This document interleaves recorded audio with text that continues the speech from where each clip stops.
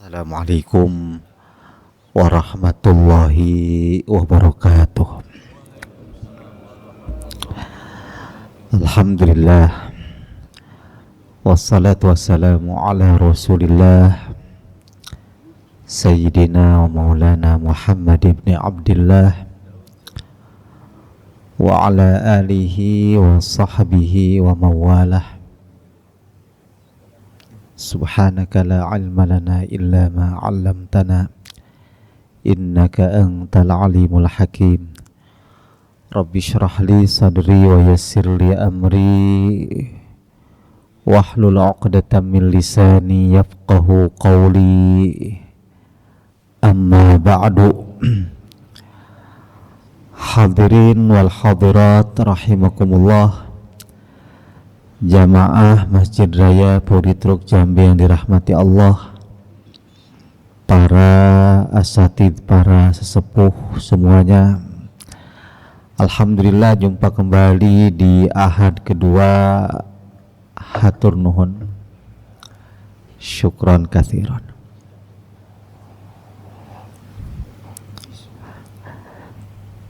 Disarikan dari kalam-kalamnya Hujjatul Islam Abi Hamid Al-Ghazali rahimahullahu ta'ala, wa nafa'ana bihi wa bi'ulumihi fid dharaini amin, dari kitab Mukasyafatul Qulub, Mukasyafatul Qulub, dalam rangka peningkatan kualitas ibadah. Bismillahirrahmanirrahim. Wa qad qila inna fis salati 12,000 khaslatin thumma jama'atu thumma jumi'at hadhil 12,000 fi 12 khaslah. Dari 12.000 permasalahan macam-macam yang berkaitan dengan sholat, Al-Imam Hujjatul Islam meringkasnya menjadi 12 perkara. Oleh karena itu, faman arada ayyusalliya, barang siapa yang hendak sholat, fala budda ayyata'ahada hadhil 12 khaslah litatimma salatuhu, mesti tidak meninggalkan satupun poin dari 12 perkara ini. Yang 12 perkara ini fasittatun qabla dukhuli fis shalah, 6 perkara mesti dihadirkan sebelum sholat. Wasittatun fiha, adapun 6-nya lagi di dalam sholat. Jadi yang 12 itu 6 perkara sebelum sholat mesti dijaga, kemudian 6-nya lagi di dalam sholat. Jumlahnya 12, 6 tambah 6 sama dengan 12. Jadi gampang diingatnya ini. Yang pertama, awwaluha al-ilmu, ilmu. Segala sesuatu itu ya ilmu dulu. Tanpa ilmu, amal banyak sekalipun gak ada ilmu, ya gak ada apa-apanya. Fa'alam annahu la ilaha illallah, ketahuilah bahwasanya tiada Tuhan selain Allah. Ungkapan la ilaha illallah didahului oleh fa'alam, ketahuilah. Oleh karenanya al-ilmu qoblal amal, ilmu itu sebelum amal. begitu memberikan tema Al-Bukhari di dalam bab hadisnya. Kembali bahwa untuk sholat itu yang pertama-tama al-ilmu, ilmu. Lianna Nabiyya sallallahu alaihi wasallam qala, karena Nabi sallallahu alaihi wasallam bersabda, amalun qalilun fi ilmin khairun min amalin katsirin fi jahlin. Amal yang sedikit fi ilmin, tapi dalam bingkai pengetahuan, khairun itu lebih baik, min amalin katsir, daripada amal yang banyak, fi jahlin, dalam kejahilan. Sholat terus menerus, baca Quran terus menerus, tapi gak ngilmu fikihnya, gak ngilmu tajwidnya, ya malah panjang pendeknya gak bener, tapi rajin sih rajin, tapi ilmunya gak belajar, itu malah gak bernilai. Masih mending yang sehari itu tidak banyak bacaannya, tapi dengan ilmu. Nah, untuk sholat pun sama. Untuk sholat ilmu itu pertama kali. Wasani, dan yang kedua al-wudu'u, dengan wudu. Liqauli sallallahu alaihi wasallam, la salata illa bitahur. Tidak ada sholat itu kecuali dengan suci. Wudu ini taharah. Wasalisu, dan yang ketiga al-libasu, pakaian. Liqaulihi ta'ala, khudhu zinatakum 'inda kulli masjid. Kenakanlah perhiasanmu setiap kali engkau mendatangi masjid, atau setiap kali engkau akan sholat. Ini perintah Allah untuk berpakaian. Perhiasan yang dimaksud adalah pakaian yang menutup aurat, ya. Namun bahasanya tidak khudhu libasakum, tapi khudhu zinatakum. Seakan-akan pakaian untuk sholat itu ya perhiasan. Kalau pakaian cuma untuk kondangan, itu bukan perhiasan.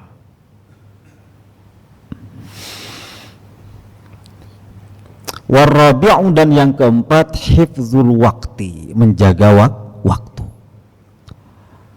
Biqaulihi azza wa jalla, innas salata kanat 'alal mu'minina kitaban mawquta. Innas salata, sungguhnya salat, kanat, nyata iku salat, alal mu'minina, bagi orang-orang yang beriman, kitaban mawquta, yakni fardhan muaqqata, kewajiban yang terikat oleh waktu. Waktu-waktunya ditentukan. Ngerti kapan sholat duhur, asar, maghrib, isya, subuh, itu syarat. Menjaga waktu. Wal khamisu, dan yang kelima istiqbalul qiblah, menghadap kiblat. Liqaulihi azza wa jalla, fawalli wajhaka syatral masjidil haram. Hadapkanlah wajahmu ke arah Masjidil Haram. Masjidil Haram di sini maksudnya Ka'bah. Kiblat itu ya Ka'bah. Namun Al-Qur'an tidak dengan kalimat, redaksinya tidak fawalli wajhakal ka'bata. Ini ringan. Asal terlihat saja Masjidil Haram, ke arah Masjidil Haram aja jadi berarti menghadap Ka'bah. Bagi orang di luar Mekah, asal menghadap ke negeri Mekah saja, ke kota Mekah saja, jadi berarti menghadap Ka'bah. Untuk orang Asia seperti kita, asal menghadap ke negeri Saudi saja, jadi itu menghadap kiblat. Terutama zaman dulu sebelum ada kompas, GPS dan sebagainya, satelit. Wasadisu, dan yang keenam an-niyatu, niat. Awas, sebelum sholat itu satu ilmu, ya. Yang kedua apa tadi? Wudu. Yang ketiga pakaian. Yang keempat menjaga waktu. Yang kelima menghadap kiblat. Dan yang keenam an-niyatu, niat. Liqaulihi sallallahu alaihi wasallam, innamal a'malu binniyat wa innama likulli imri'in ma nawa. Nah, ini 6 perkara ini mesti ada sebelum sholat, termasuk yang harus siap sebelum sholat. Tidak seorang takbir dulu baru nyiapin pakaian, takbir dulu baru berwudu. 6 perkara ini berarti sebelum sholat, di luar sholat. Dan 6 poin berikutnya ini dalam sholat. Yang pertama berarti masuk bilangan ke-7, wasabi'un, dan yang ke-7 at-takbiru, takbir. Liqaulihi sallallahu alaihi wasallam, tahrimuha takbiru wa tahliluha taslim. Sholat itu pengharamannya, setarnya, ihramnya itu dengan takbir, disebutnya takbiratul ihram. Ada setelah takbir itu haram melakukan apapun di luar sholat. Air putih ya jadi haram, nasi ya jadi haram, bicara di luar zikir ya jadi haram. Karena takbir itu disebutlah takbiratul ihram. Dengan takbir tertutup semua upaya-upaya aktivitas di luar zikir sholat itu. Disebutlah takbiratul ihram. Tapi yang pertama wathaminu, dan yang ke-8 al-qiyamu, berdiri. Berdiri ini dalam sholat diperintahkan dalam Al-Quran, bukan sekedar contoh dari Nabi, sunnah fi'liyah dari Nabi, tetapi ada perintah waqumu, dan berdirilah kamu sekalian, lillahi, karena Allah, qanitin, dalam keadaan taat. Jadi perintah berdiri, waqumu itu dalam Al-Quran. Oleh sebab itu berdiri itu wajib, kecuali tidak mampu. Tidak boleh, saya tidak mau berdiri maka duduk tidak mampu maka rebahan tidak mampu maka dengan isyarat anggukan kepala. Sudah tidak mampu bergerak-gerak kepalanya dengan kedipan mata. Jadi seorang tetap diwajibkan sholat selama masih ada akal sehatnya. Kalau sudah akalnya tidak sadar, akalnya tidak berfungsi, baru dia bebas dari kewajiban sholat. Kembali bahwa berdiri itu suatu kewajiban. Dalam sholat fardu maka berdirinya wajib. Waqumu jadi wajib perintahnya dalam sholat fardu. Waqumu, berdirilah kalian lillahi, karena Allah, dalam sholat sunnah maka perintah itu jadinya sunnah. Oleh karenanya sholat ba'diyah, qobliyah, sholat sunnah yang lainnya boleh, walaupun bapak-bapak mampu untuk berdiri boleh duduk, namun pahala duduk setengah dari pahala berdiri. Rebahan juga boleh, hanya rebahan sholat sunnah, walaupun bisa berdiri, sholat sunnahnya mau sambil rebahan saja boleh, tapi pahalanya setengah dari pahala duduk. Dengan kata lain 1/4 dari pahala berdiri untuk sholat sunnah.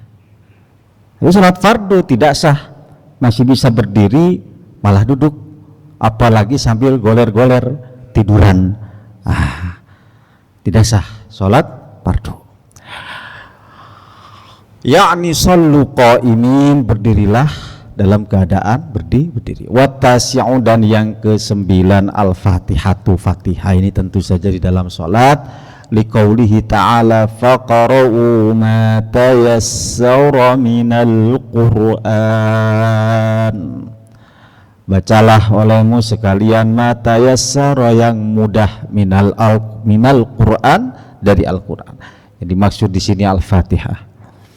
Wal ashiru, dan yang ke-10 ar-ruku'u, ruku' liqauli azza wa jalla warka'u. Banyak perintah dalam Al-Quran warka'u. Ada warka'u ma'ar raki'ain.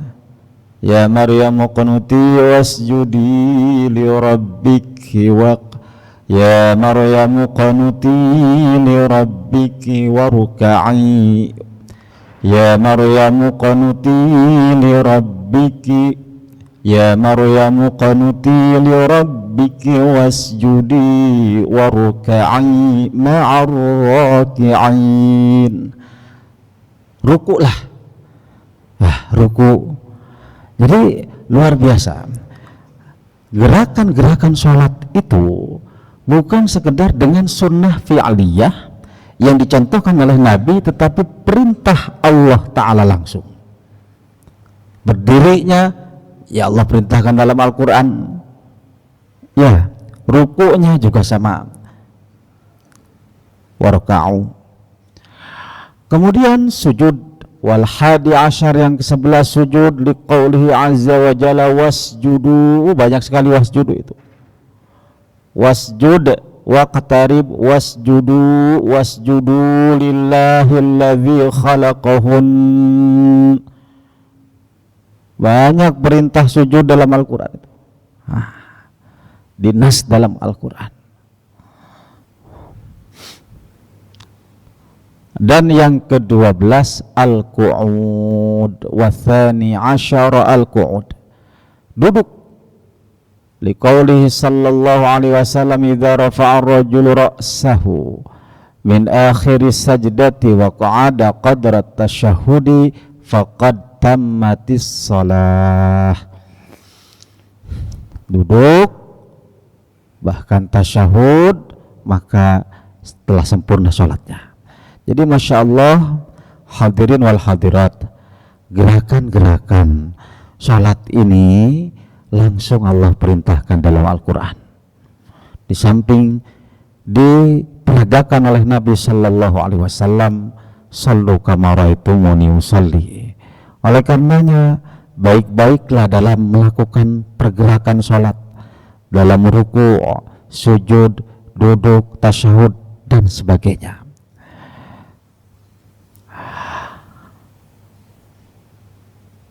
Fa'idha wujidat hadhil isnata ashrah yahtaju ilal khatmi wa huwal ikhlas.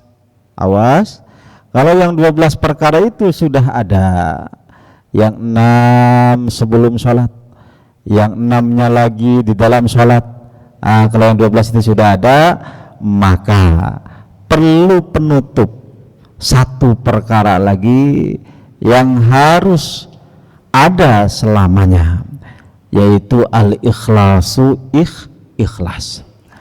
Litatimma hadhil asya'u lianna Allah ta'ala yaqul fa'budillaha mukhlishan lahuddin. Fa'bud, beribadahlah engkau Allah kepada Allah mukhlishan, dalam keadaan tulus, ikhlas, lahu, hanya karena Allah, ad-dina, pada agama ini, memurnikan agama. Ikhlas. Ikhlas ini bab yang ke-13. Setelah yang 12 tadi itu. Yang 6 sebelum sholat, 6-nya lagi di dalam sholat. Ini perpaduan, sinergi antara syariah dan hakikoh. Tidak semata-mata fikih. Demi kualitas ibadah itu tidak cukup orang hanya beribadah memperhatikan lahiriah semata. Hadirin rahimakumullah, perlu diketahui bahwa dari 3 perkara itu, dari 12 perkara tadi, mulai yang pertama, kedua, sampai ke-12, masing-masing terbagi 3. Pertama, yang nomor 1, al-ilmu, fa'ammal ilmu fa'ala thalathati awjuh. Ilmu salat yang dimaksud Ini ada 3 hal, paling tidak 3 hal ini mesti diketahui, pengetahuan sholat ini. Yang pertama, anta'arifal fardhata minas sunnati, mengerti mana yang fardu, mana yang sunnah. Wathani, dan yang kedua, ayya'rifa ma fil wudu'i minal fardhati was sunnati aidan, baik di dalam salat maupun di dalam wudu juga mesti ngerti yang sunnah mana, yang fardu mana. Jangan sampai kebalik-balik, mendahulukan yang sunnah, fardunya dilewat. Ini sering terjadi bagi orang yang tidak ngerti. Kadang dia ngangkat tangan saja, lisannya nggak ngucap takbir ketika takbiratul ihram, dikira yang penting ngangkat tangan, padahal ngangkat tangannya itu sunnah, tapi ngucap Allahu Akbarnya itu malah yang rukun. Wudu juga sama, mesti ngerti mana yang fardu, mana yang sunnah. Fa inna dzalika min tamamis shalah, wudu ini termasuk rangkaian sholat. Mala tatimmu bihil wajib, mala yatimmu bihil wajib illa bih fahuwa wajib. Wasalitsu, dan yang ketiga pengetahuan yang dimaksud selain mengetahui yang fardu dan yang sunnah dalam sholat, yang kedua mengetahui yang fardu dan yang sunnah di dalam wudu, yang ketiga juga mesti mengetahui ayya'rifa kaidas syaitani, harus tahu bagaimana tipu daya setan, gangguan-gangguan setan ketika sholat itu kita harus ngerti. Fayakhudha fi muharabatihi bil juhd, sehingga kita bisa memeranginya selama sholat itu bil juhdi, dengan serius. Ketika sholat awas kelebat gitu. Kadang banyak inovasi. Ketika Allahu Akbar, banyak barang-barang yang kita ingat padahal tadinya lupa. Ketika sholat bahkan banyak pesan-pesan yang baru teringat yang dibaca kemarin itu. Jangan dikira itu adalah ilham dari Allah Ta'ala, itu setan, Pak. Setan itu tutup itu semua. Ketika sholat berai, seakan-akan dibuka alam gaib itu, dibuka alam gaib. Sehingga ingatannya kemana-mana. Yang lupa saja jadi ingat dalam sholat. Ya, itu yang begitu-begitu namanya kasfus syaiton, kasyaf syaitoni, ditutup yang begitu-begitu. Harus ngerti sehingga bisa diantisipasi. Kalau tidak demikian, maka selamanya sholatnya hanya akan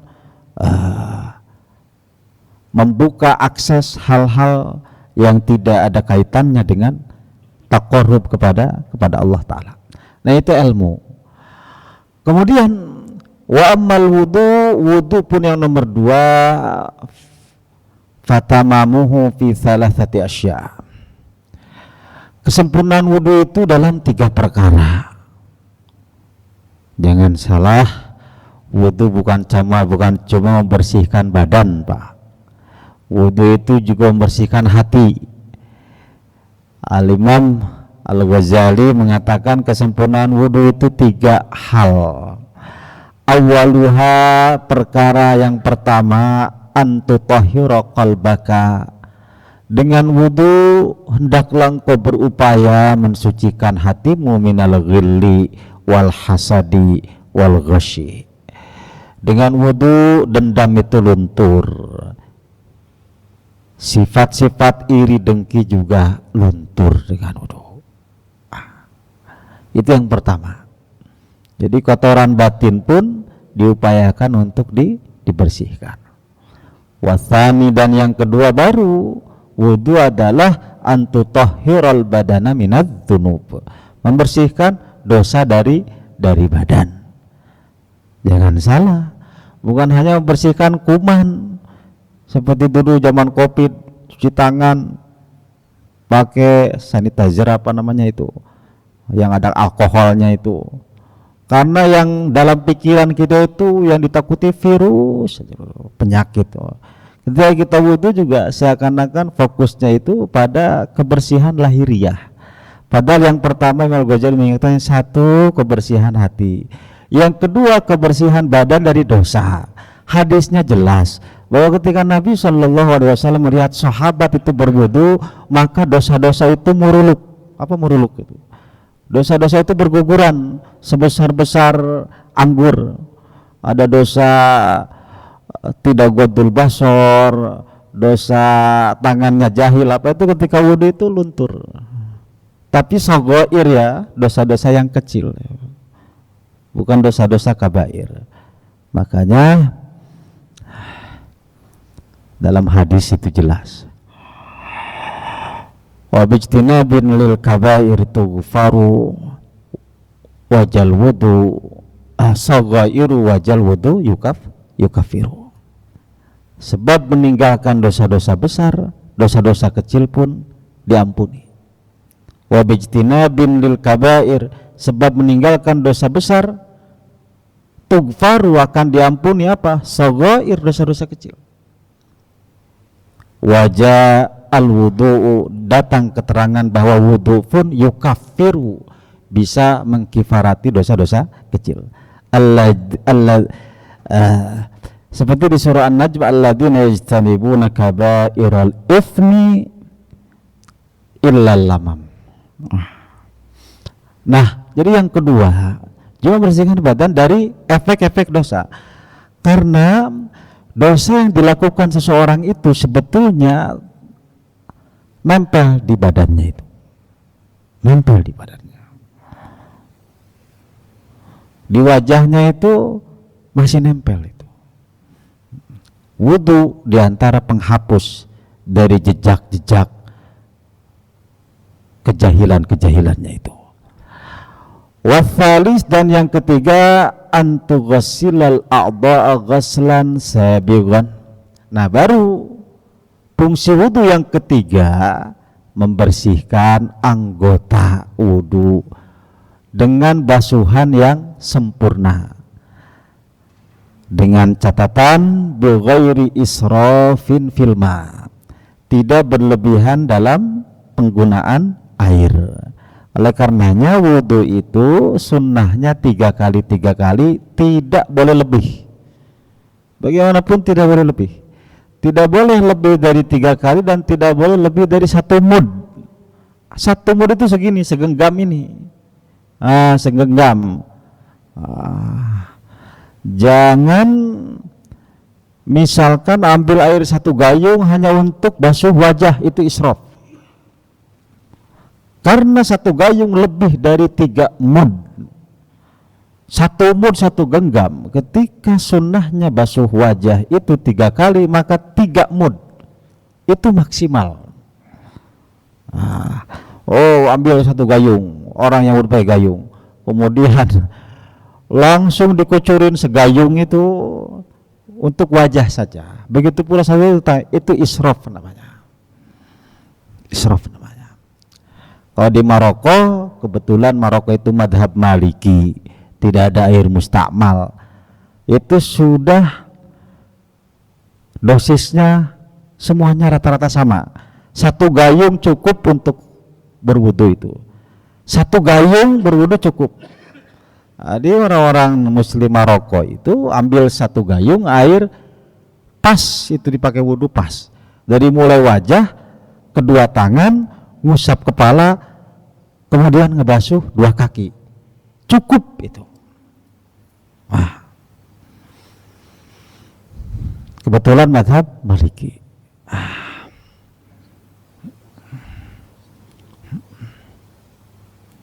Itu ya, bighairi israfin fil ma. Yang kedua ini, wa ammal libasu, adapun pakaian, fatamamuhu bi thalathati asya'a, Sempurnanya pakaian di dalam sholat itu pun tidak kurang dari 3 hal yang harus diperhatikan. Awaluha, yang pertama, ayyakuna asluhu minal halali. Pakaian itu harus berasal dari yang halal. Pakaian hasil jamrat, hasil nyuri, nyolong, ya enggak asli dipakai sholat, Pak. Wathani, dan yang kedua, ayyakuna tahiran minan najasati. Yang kedua, baru pakaian itu harus suci juga dari najis. Dari najis harus suci. Kalau ada najisnya ya wajib dihilangkan. Baik najis itu yang hukmi maupun aini. Apa najis yang hukmi? Najis yang sebetulnya tidak terlihat lagi najisnya, tapi ya belum dibersihkan tetap najis. Misalkan ada sarung terkena atau sejadah terkena kencing kucing, kemudian cuma dijemur saja. Setelah dijemur baunya hilang, warnanya juga hilang. Kebetulan warna urin kucing itu ya putih gitu, baunya hilang. Kalau belum dicuci secara hukum masih najis. Ya, walaupun sudah tidak tampak najisnya. Ada juga najis aini, itu yang jelas terlihat. Itu najis aini. Oh, pakaian udah pernah kekencingin apa gitu, wah ini udah nggak bau, nggak kelihatan juga, ya tetap kalau belum dibasuh secara hukum ada najis. Awas, pakaian itu yang pertama harus halal. Dari yang haram digunakan saja tidak sah. Yang kedua harus suci dari najis. Dan yang ketiga ayyakuna muwafiqan lis-sunnati. Sesuai sunnah nutup aurat itu kayak apa? La ala wajhil fakhri wal khuyala. Tidak menggunakan pakaian dalam sholat dengan kesombongan maupun khuyala. Khuyala sampai sarungnya atau jubahnya nyapu jalanan. Makanya paling tidak nengah betis atau paling tidak di atas apa mata kaki. Mata kaki itu kelihatan. Jangan nutupin mata kaki. Afdalnya ya setengah betis sebetulnya. Afdalnya itu. Nah itu mengenai pakaian. Wa amma hifdzul waqti, adapun menjaga waktu itu pun 3 hal harus diperhatikan. Awaluha, yang pertama ayyakuna basaruka ila syamsi wal qamari wan nujum. Matamu memandang matahari. Kalau matahari belum tergelincir, belum waktunya duhur, matahari sudah tergelincir masuk duhur. Matahari rada tergelincir ke barat, bayang-bayangnya ke timur, maka itu waktu sholat asar. Matahari tenggelam, itu sholat maghrib. Sekarang para bapak, para ibu, sudah tidak perlu lagi orang nengok-nengok itu matahari, bulan maupun bintang.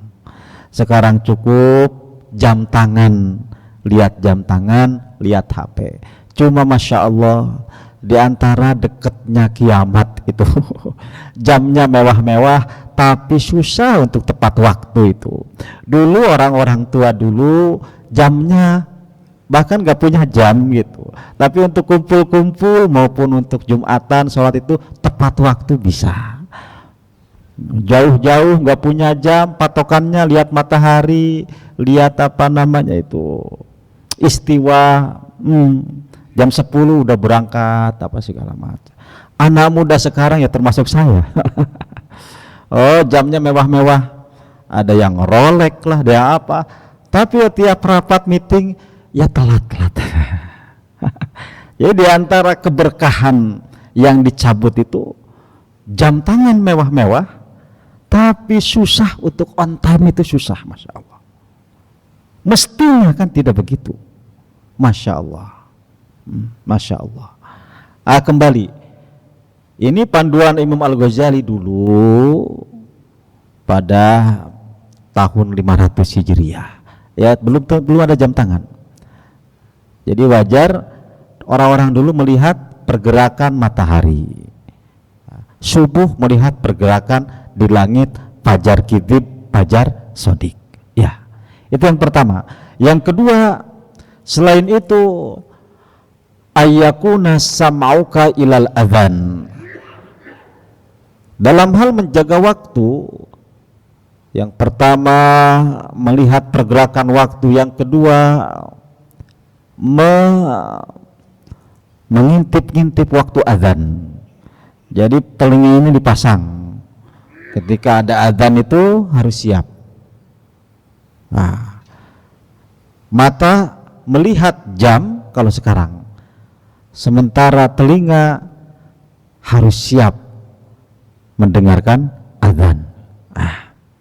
Seandainya sedang tidur tidak melihat jam, maka telinga itu harus siaga untuk menantikan suara azan. Itu diantara menjaga waktu. Makanya sebagian HP bapak-bapak ada yang pakai apa? Yang pakai timer sesuai waktu sholat, pas adzan bunyi. Cuma sayangnya ketika sholat sunnah HP-nya nyala itu di masjid. Jadi orang lagi sholat sunnah HP-nya adzan sendirian.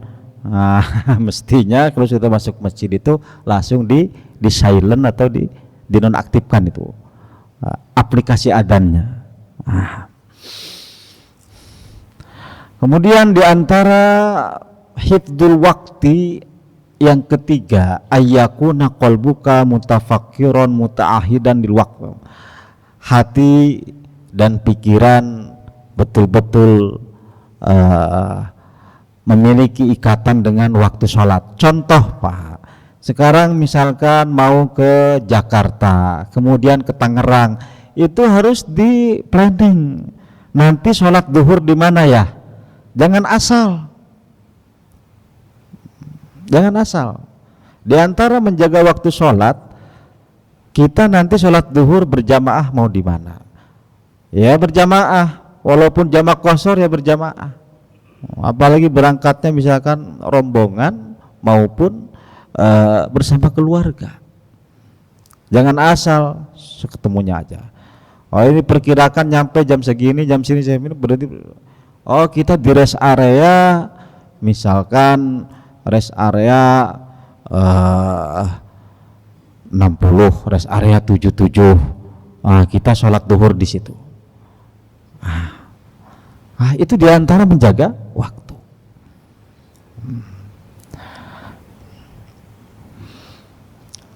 Kemudian istiqbalul kiblah. Istiqbalul kiblah kesempurnaannya 3 perkara. Yang pertama, ayyastaqbilal kiblata biwajhik, wajahmu madhab kiblat. Asani, dan yang kedua diantara istiqbalul kiblah antaqbala 'ala Allahi biqalbik.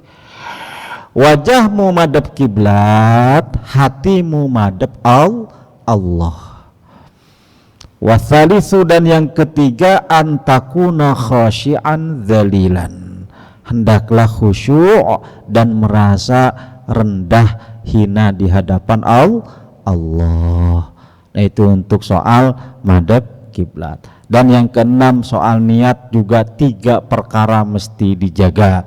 Yang pertama anta'lama ayya sholatin tusolli. Ketika niat itu penting, niat itu apa? Pertama sholat apa yang engkau kerjakan. Wathani, dan yang kedua anta'lama annaka taqumu baina yadayillahi ta'ala. Ketika niat ketahuilah bahwa engkau itu berdiri di hadapan Allah Subhanahu wa ta'ala. Wa huwa yarak, Allah melihat kepadamu. Fataquma bil haibati, maka hendaklah engkau berdiri di hadapan Allah dengan penuh rasa takut, rasa haibah. Kalau udah berjumpa, udah berdiri untuk sholat itu jangan malah petang-peteng. Itu udah di hadapan Allah Ta'ala.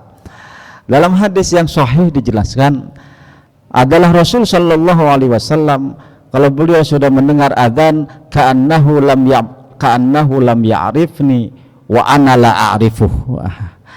Kalau Rasul sallallahu alaihi wasallam sudah mendengar adzan itu, sudah panggilan adzan itu, ini belum kita rasakan yang begini.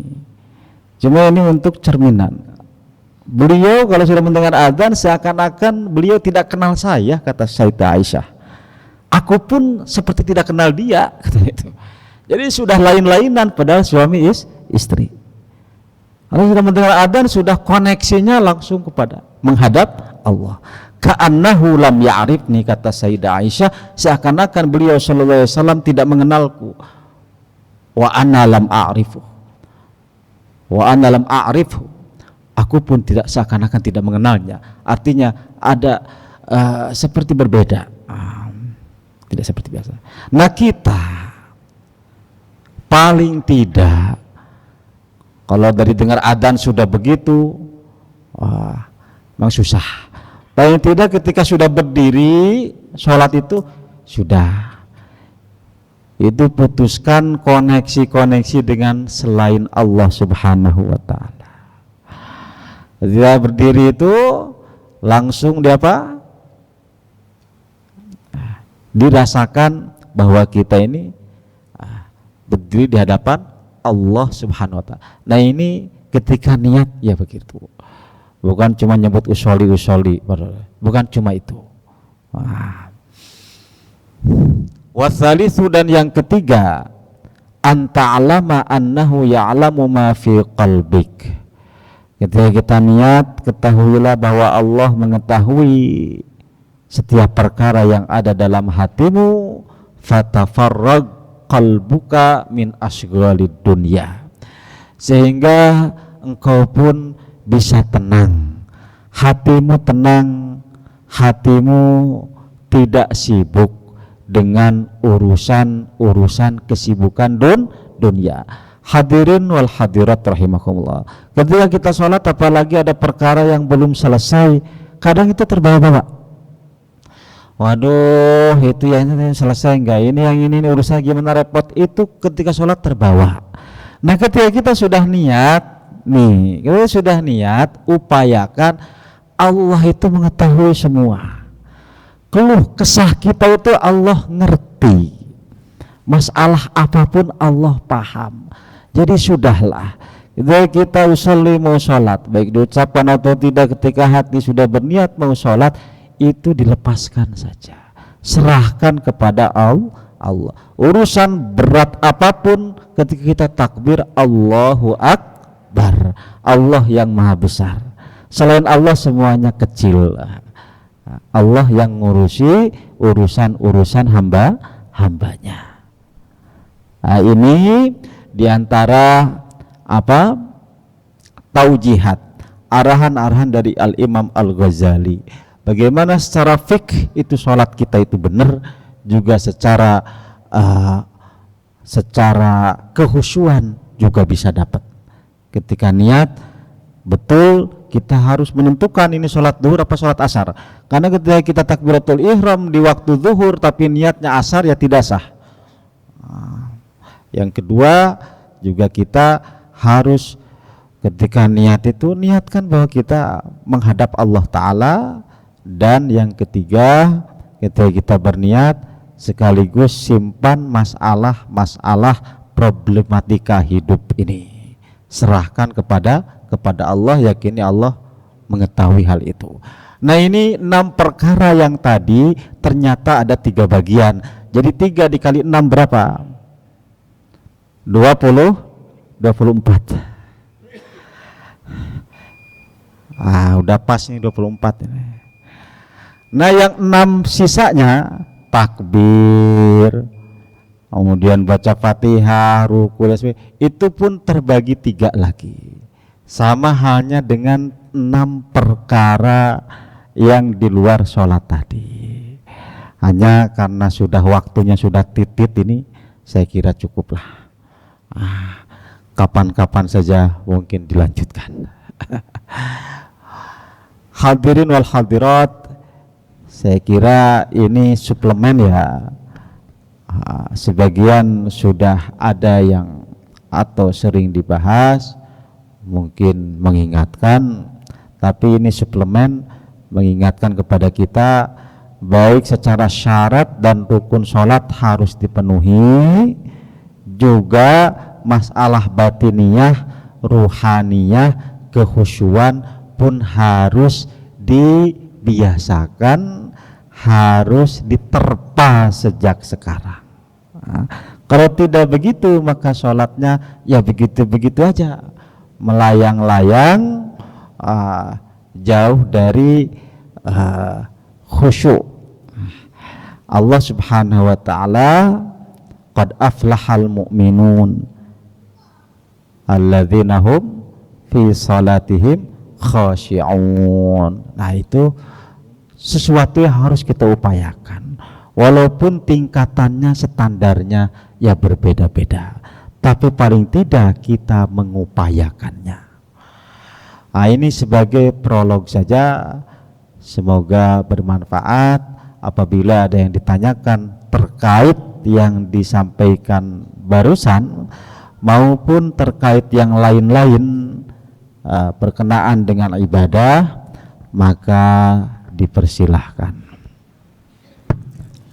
Baik jemaah sholat subuh masih raya perlu Jambe, dan telah dijelaskan masalah-masalah sholat.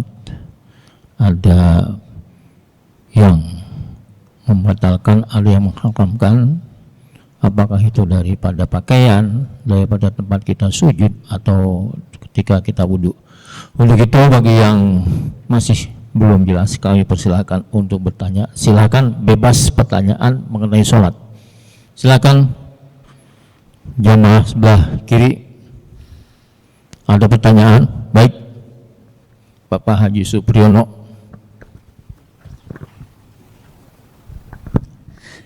Bismillahirrahmanirrahim. Izin bertanya Pak Ustadz terkait sholat ya. Saya atau mungkin yang lain juga pernah melakukan lupa atau ragu Pak. Ini sebenarnya sudah 2 rakaat atau sudah 3 itu. Ini ragu apakah gimana tindakan kita Pak? Mungkin itu aja Pak. Terima kasih.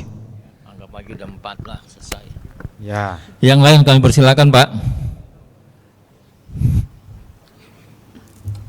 Mungkin ada yang ingin bertanya lagi mengenai baik.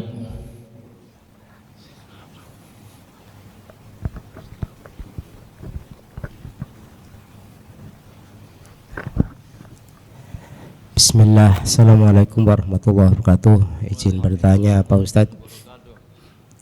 Yang pertama, siapakah yang paling berhak menjadi imam dalam sholat berjamaah? Terus yang kedua, masih berhubungan dengan sholat jamaah. Ada satu kejadian, seorang yang merantau, kemudian sudah berganti KTP-nya jadi KTP tempat merantau, kemudian dia pulang kampung.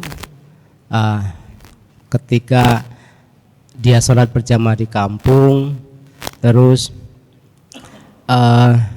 dia ditegur sama DKM-nya ketika dia jadi imam. Jadi pulang kampung jadi imam, ditegur sama DKM, katanya sekarang kamu tidak berhak menjadi imam karena sudah jadi pendatang atau musafir. Terhadap kejadian itu bagaimana Pak Ustadz? Terima kasih. Assalamualaikum warahmatullahi wabarakatuh. Waalaikumsalam warahmatullahi wabarakatuh. Ini yang orang Bandung KTP-nya Kerawang, balik ke Bandung jadi imam. KTP-nya ini imam di sini, KTP-nya Subang, Pak. Assalamualaikum warahmatullahi wabarakatuh. Ustaz mau tanya nih, Ustaz. Ketika kita takbiratul ihram itu akses setan itu mulai dibuka. Ini gimana caranya kita menutup akses itu, Ustaz? Trik-triknya gitu. Kita ketika akses itu dibuka, kita mencoba untuk menutup akses itu. Terima kasih, Ustaz. Caranya tadi. Pintu lo kunci semua.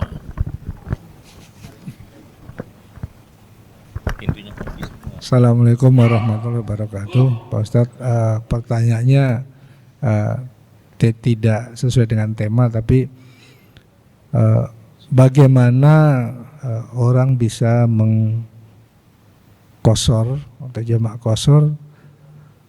Cara ngitungnya kemarin sudah dijelaskan bahwa sekitar 80-an kilometer lebih, tapi itu nariknya lurus atau bagaimana? Misalnya dari sini ke Rawang, muter gitu Ustaz, harus ke gunung, tapi jalannya ngelingkar gitu.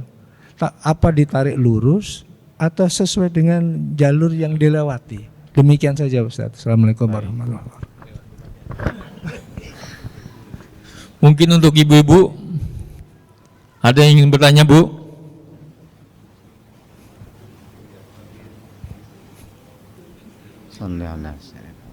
Untuk jamaah ibu, ada yang ingin bertanya, Bu? Lewat, baik. Silakan kepada Bapak Pak Imron Rosadi.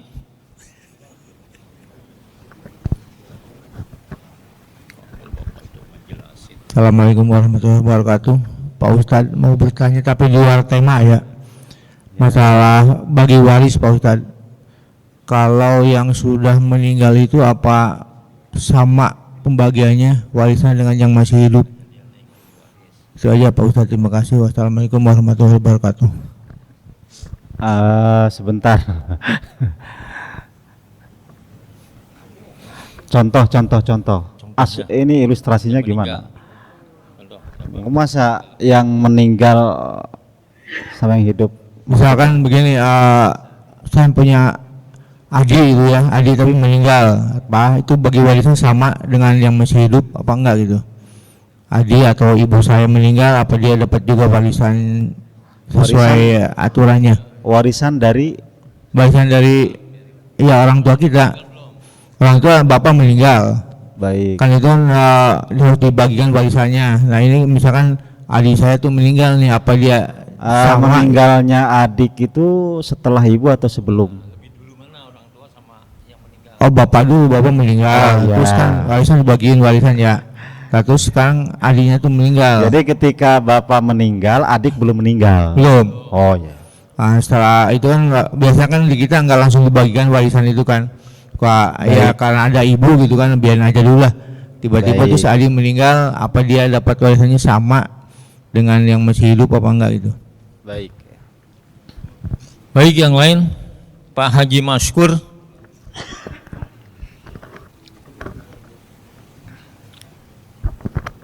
Bismillahirrahmanirrahim. Assalamualaikum warahmatullahi wabarakatuh.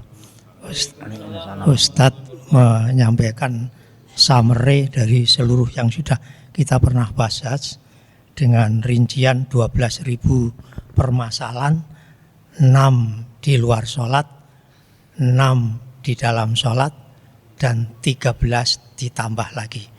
Yang ingin sampaikan yaitu 6 yang pertama mengenai ilmu, kemudian 6 yang kedua mengenai 13 mengenai anak yatim atau anak-anak yang jamaah di masjid kita, dan yang ketiga tadi amanah Imam Ghazali tentang salat itu serahkan saja pada Allah Subhanahu wa taala.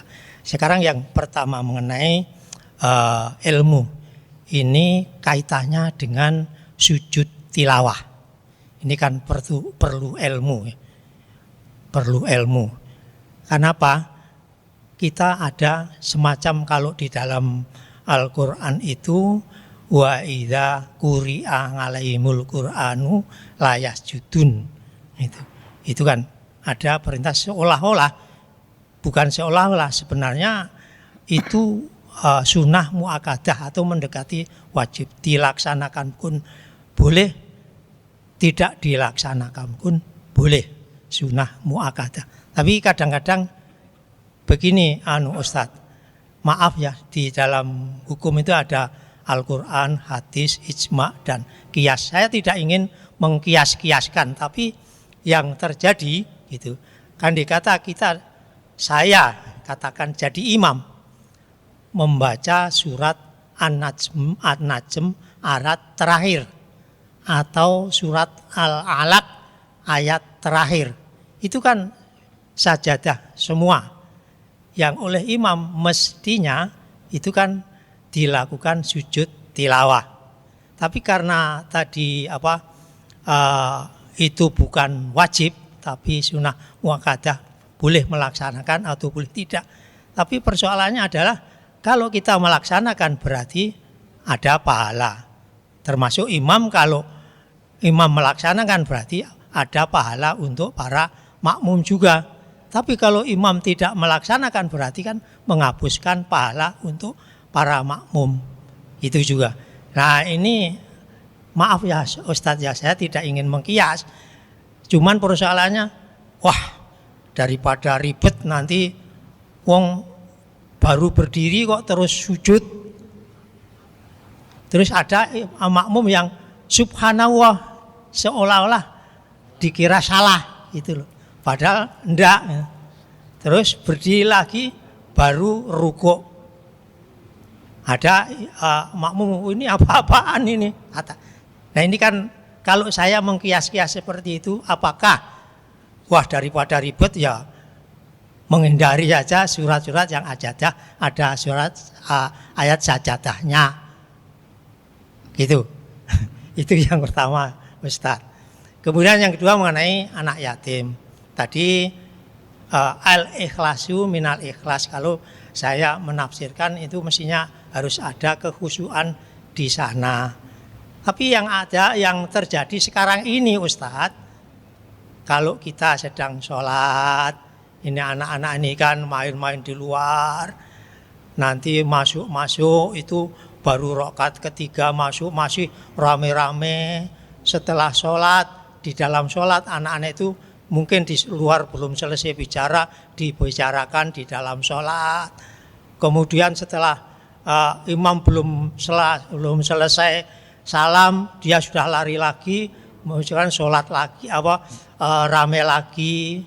Kemudian setelah sholat juga dia ngumpul-ngumpul rame-rame, padahal di sini masih ada yang sholat, zikir dan sebagainya. Bahkan saya pernah mergoi anak-anak itu main kartu, Ustaz. Main kartu, bukan kartu main itu ya Ustaz ya. Bukan gambar-gambar itu sambil blok itu. Ini kan kita tidak menjadi ikhlas minal ikhlas itu. Apalagi di dalam sholat. Nah ini pengkiasannya kira-kira bagaimana Ustadz. Kemudian yang ketiga mengenai amanah Imam Ghazali tadi. Kalau sudah sholat itu kok serahkan saja sholat itu kepada Allah SWT. Nanti kan Allah memberitahu. Ini intermezzo saja Ustadz. Kadang-kadang kita mencari sesuatu yang hilang itu di dalam sholat Ustadz. Wah nanti kalau di sana kelingan gitu loh. Terima kasih. Assalamualaikum warahmatullahi wabarakatuh. Waalaikumsalam warahmatullahi wabarakatuh.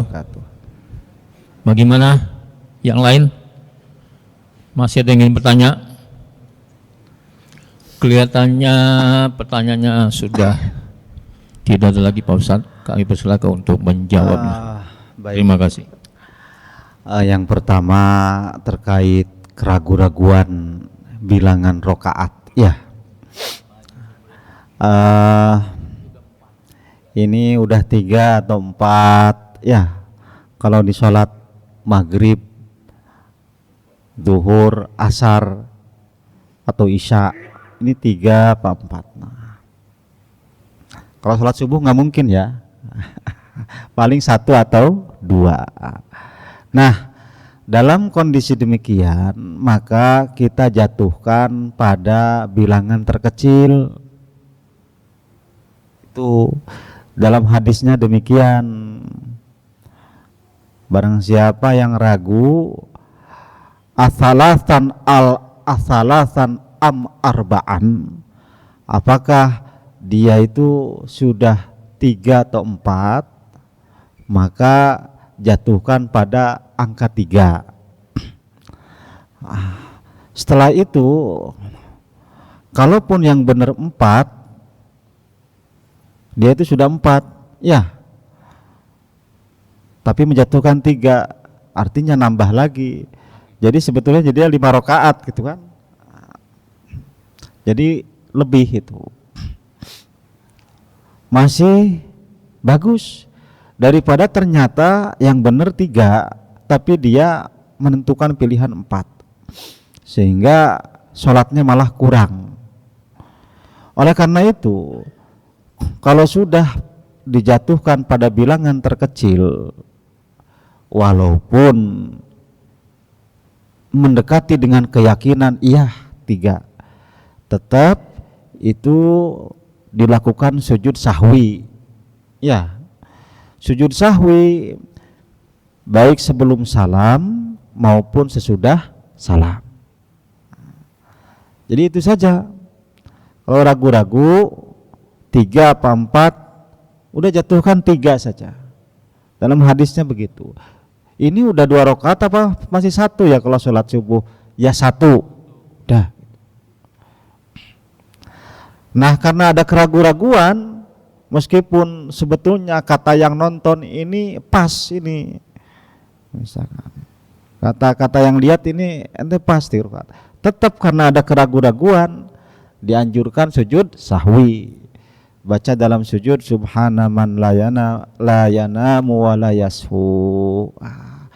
Allahu akbar, bangun lagi Allahu akbar, sujud lagi, kemudian bangun baru salam atau setelah salam. Sujud sahwi itu bisa setelah salam atau sebelum salam. Itu ya yang ragu-ragu ya. Nah, kemudian siapakah yang paling berhak mengimami? Kalau dulu ketika zaman kekhalifahan, yang paling berhak ya waliul amr. Yang paling berhak itu sultan, waliul amr. Makanya semua khalifah yang imami. Semua khalifah ngimami. Ya khulafaur rasyidun itu kalau sholat ya imam. Atau kalau ada imam-imam yang lain datang khalifah dipersilahkan jadi imam. Karena beliau adalah ya imam fid dunya fi umurid dunya wal akhirah, seperti khulafaur rasyidun itu. Tapi ini dalam kitab fikih yang pertama itu sultan. Tapi sekarang tidak relevan apa yang di zaman sekarang. Jadi kalau ada Pak Camat ke sini ya jangan dipersilahkan karena belum tentu urusan akhirahnya mateng gitu. Ada presiden langsung suruh ngimam karena itu tidak pas untuk sekarang. Kalau di Aceh masih mending karena pemilihan kepala daerahnya ada tes baca Quran untuk Aceh. Tapi yang lain kan nggak ada. Artinya jangan mentang-mentang penguasa kemudian lalu di atau bahkan ngatur-ngatur imam, itu tidak bisa, tidak relevan lagi. Sehingga turun ke nomor 2 yaitu mereka yang afqoh. Apa itu afqoh? Yang paham, yang paling ngerti, paham terhadap ahkam ad-diniyah, ahkam ad-diniyah. Jadi yang paling faqih, paling ngerti hukum-hukum syara, itu nomor 1. Yang kedua aqra, yang paling bagus bacaan. Meskipun ini bacaannya bagus, tapi kalau ada ulama misalkan yang pemahamannya lebih bagus daripada orang yang baca, ini lebih baik ulama tadi itu, meskipun bacaannya ya enggak indah gitu, tapi udah pasti benernya gitu. Yang enggak disebut ulama kalau Fatihahnya jelek gitu. Jadi yang pertama afqah, yang kedua aqra, yang ketiga asan. Dua-duanya pemahamannya ini sama, maka dilihat ini dua-duanya fikihnya bagus. Mana yang dipilih? Berarti dari pemahamannya yang sama, coba lihat bacaannya bagusan mana. Oh ini bacaan dan pemahamannya sama, lihat usianya, yang sepuh itu diutamakan. Ya tidak ada Pak, mentang-mentang musafir nggak boleh ngimamin, dari mana itu? Yang nggak boleh itu kalau musafir orang tersebut sholat jamaah qashar, kemudian diikuti oleh mukim, yang nggak boleh. Jadi larangan menjadikan musafir jadi imam. Contoh, ada rombongan bis ke sini, datang ke sini, kita jangan makmum di belakangnya, karena bisa jadi dia sholat duhurnya jamaah qashar. Tidak sah yang mukim, yang sholatnya itmam, bermakmum pada yang sedang qashar. Tidak ada itu, musafir tidak boleh. Bahkan sebagai penghormatan tidak jarang masyayikh, ulama-ulama yang sedang datang ke Indonesia dipersilahkan imam. Datang syekh dari Saudi, datang ke Istiqlal, dipersilahkan jadi imam. Justru jadi apa? Suatu penghormatan. Yang penting itunya afqah, ngerti agamanya, kemudian akro bacaannya. Kemudian arwa, lebih waro, apik gitu. Orangnya hati-hati, jaga muruah dan sebagainya. Itu yang waro. Waro. Itu. Jadi soal tadi, Anda sudah bukan orang sini, KTP Anda sudah di Sumatera, selama di Jawa nggak boleh ngimamin. Wah, nggak ada itu Pak. Imam kita ini juga KTP-nya Subang, yang satu Bandung. Makmumnya KTP Kerawang. Ya nggak masalah. Masa imam tentukan KTP? Hanya saja sebagai namanya pendatang itu ya tidak boleh, juga secara adab ujug-ujug, begitu maksudnya. Ujug-ujug. Jadi pendatang kita pun di tempat yang di situ ada DKM-nya, di situ ada otoritasnya, ya tidak boleh ujug-ujug gitu. Misalkan saya berjamaah di masjid, misalkan Sumedang, ujug-ujug saya maju ke depan, bagus ya enggak? Paling orang nanya siapa Anda, kan gitu. Kecuali ada yang kenal saya kemudian mempersilahkan, itu pun tentu saya juga tidak akan langsung, paling kalau dipaksa-paksa, ditarik-tarik baru. Tetap saya akan hormati yang tokoh setempat, begitu. Ya mungkin pertama, kalau dalam fikih tidak diatur musafir itu atau pendatang soal keberhakan gitu. Namun mungkin secara etika yang namanya pendatang itu jangan ujug-ujug maju ke depan. Apalagi melangkahi imam rawatib atau otoritas masjid itu. Di sebagian tempat itu terjadi sehingga ada ketersinggungan dari DKM setempat. Datang nggak kenal nggak apa gitu, mentang-mentang bacaannya bagus gitu, langsung jadi imam, sehingga si imam yang udah tua ini baru mau melangkah udah kesalip. Waduh, wah siapa ini anak muda, emang bener bacaannya mah, cuma kok adabnya nggak ada. Nah itu juga salah. Nah kalau kasusnya seperti itu memang betul harusnya ada namanya ya silaturahmi dulu. Unggah-ungguk apa itu? Unggah-ungguh dulu gitu.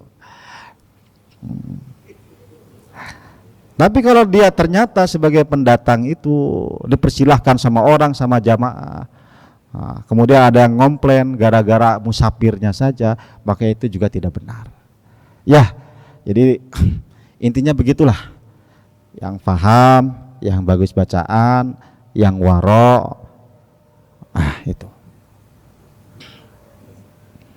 Itu Pak ya. Nah, bisa terbayanglah kasusnya. Kemudian pertanyaan berikutnya, menutup akses setan. Kita dalam sholat maupun luar sholat, setan selalu mengganggu. Ya, pada prinsipnya kita juga tidak punya daya dan upaya, sehingga kita mohon pertolongan Allah Subhanahu wa Ta'ala, mohon lindungan Allah. Di antaranya kita baca menurut Al-Imam Ghazali itu surah An-Nas, Qul a'udzu birabbin nas, Qul a'udzu birabbin nas, malikin nas, ilahin nas, min syarril waswasil khannas, alladzi yuwaswisu fi sudurin nas, minal jinnati wan nas. Itu baca. Sebelum saya itu baca. Bahkan dawamkan An-Nas itu bagus, menghilangkan was-was. Orang yang suka was-was, wudu dan sebagainya itu baca surah An-Nas. Makanya An-Nas ini Al-Mu'awwidzatain, Al-Falaq dan An-Nas mesti didawamkan, termasuk sunnah. Setiap ba'da sholat itu dia samping tahmid 33, tasbih 33, takbir 33, juga Falaq, An-Nas dan ayat kursi itu sering dibaca. Nah, wabil khusus sebelum sholat juga dibaca lagi. Itu diantaranya. Kemudian mengenai jamak qashar dengan jarak 16 parsakh atau 89 kilo, apakah ditarik lurus atau sesuai rute? Jawabannya sesuai rute, Pak. Kita rute ini kalau tarik lurus ke, misalkan tarik lurus ke Bandung, jalur kompas begini, itu misalkan 50 meter. Masalahnya kita jalan situ enggak, lewat hutan enggak, kan enggak. Enggak begitu. Enggak begitu. Jadi karena jalannya sesuai rute kita. Makanya kalau misalkan buka GPS gitu kan, jalan yang kita tempuh itu beda-beda. Misalkan kalau dari Jakarta ke rumah saya saja lewat tol bawah itu dengan lewat tol atas kemudian rada keluarnya di tol Karawang Timur itu selisihnya 10 kilo, tapi waktu tempuhnya lebih cepat. Karena kalau lewat bawah itu banyak iklan. Nah itu jadi dilihat dari jarak rute aja kita tempuh. Makanya patokannya kan 2 hari 2 malam perjalanan, berarti sesuai dengan jalan yang dia tempuh. Kalau jadi ditempuh itu ya, bukan rute lurus. Apalagi yang lewat pulau, selat dan sebagainya. Itu sesuai rute ya. Jawabannya sesuai rute ya. Kemudian mengenai bagi waris, apakah yang sudah meninggal dan hidup sama? Begini Pak, disebut adik itu ketika orang tua wafat, ya beliau kan posisinya masih hidup, ya jadi sama. Karena jatuhnya pembagian itu sejak meninggal orang tuanya. Sejak meninggal orang tuanya maka dia posisinya masih hidup gitu kan. Adik itu masih hidup. Jadi sama. Misalkan bapak sama-sama dengan adik laki-laki, ya berarti kan sama-sama asobah. Kalau perempuan berarti asobah bil ghair, lidzakari mislu hadzil unsayain. Yaitu sama. Anggap saja itu memberikan bagian ketika beliau hidup, walaupun yang nerima adalah putra-putrinya sekarang. Karena ini soal waktu saja. Mestinya tidak lama setelah orang tua meninggal itu dibagikan. Cuma waktu itu belum sempat. Maka walaupun sudah meninggal, ini jatah almarhum loh. Ini jatah almarhum, saya dapat, almarhum juga mestinya dapat. Walaupun yang nerima adalah putra-putrinya. Ya, beda kalau adiknya itu sudah meninggal duluan sebelum orang tuanya, ya itu malah nggak dapat gitu. Nggak dapat, paling dapat kebijakan saja. Jadi kalau meninggalnya setelah orang tua meninggal dan ini pembagian warisan orang tua, yaitu posisinya sama seperti yang hidup, ya begitu ya. Tinggal mungkin ahli warisnya yang menerima. Kemudian yang terakhir mengenai ayat sajdah. Ayat sajdah itu kalau dalam Syafi'iyah itu 14 ya. Di kita kalau yang saya dengar sih yang bisa di kita paling akhir surah Al-Alaq ya sudah dibaca, dan itu pun jarang bahkan nggak ada sujud sahwi. Betul, itu hukumnya sunnah muakkadah ya, sunnah muakkadah. Tapi memang kalau sering dibaca Al-Alaq dan sering juga tidak sujud tilawahnya, jadi keseringan ninggalin sunnahnya itu. Makanya saya tidak dalam pengertian belum saja, belum. Nah, hanya apabila mau sujud tilawah, misalkan di tengah-tengah ada sujud tilawah atau di akhir, itu sebaiknya imam memberitahukan kepada makmum bahwa di rakaat kedua ada sujud tilawah sebagai sosialisasi. Sebetulnya belum dibiasakan saja Pak, sehingga susah atau ragu-ragu memulainya itu. Takut-takut saya sujud tilawah, makmum gak ngikutin. Yang terjadi ini kadang-kadang kan kita sudah sering, tapi akhir-akhir ini ditinggalkan. Oh, dulu sudah sering itu.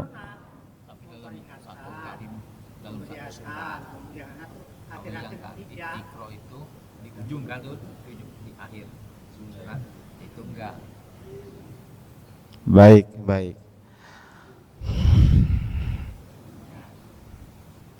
Ya nanti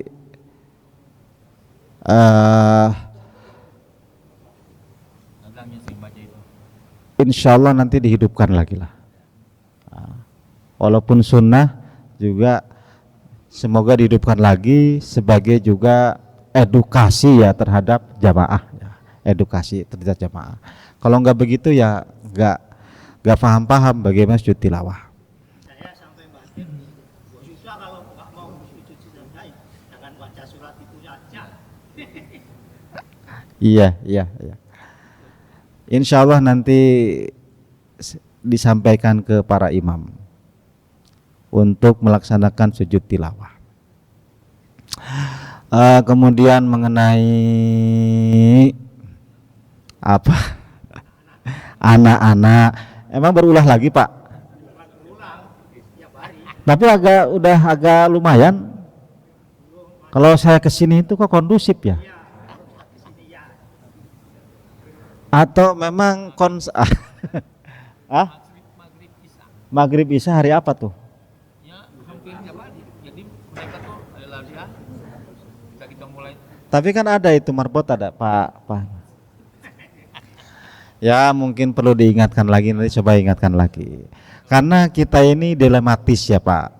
Dilematisnya itu juga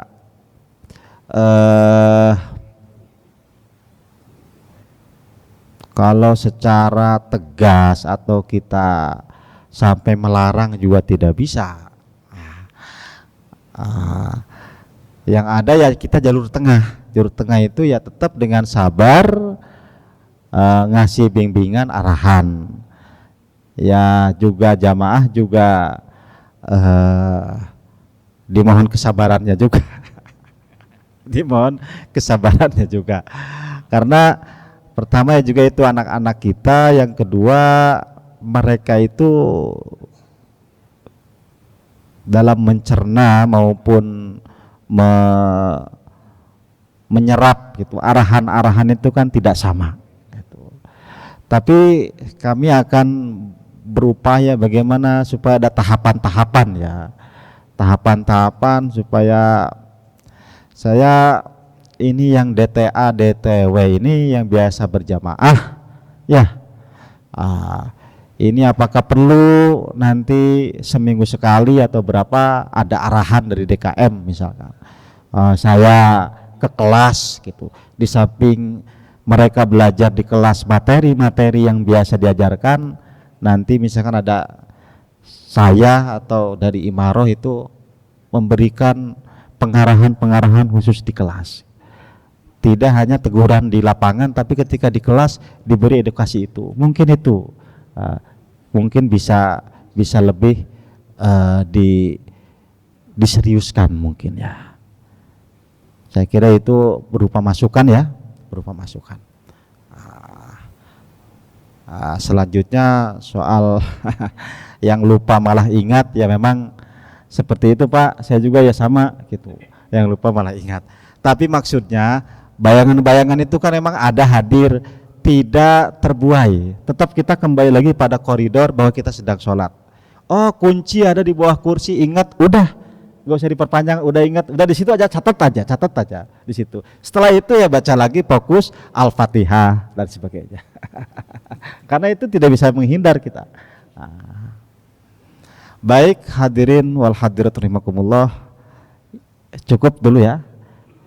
Kurang lebihnya mohon maaf. Terima kasih atas perhatiannya. Wassalamualaikum warahmatullahi wabarakatuh.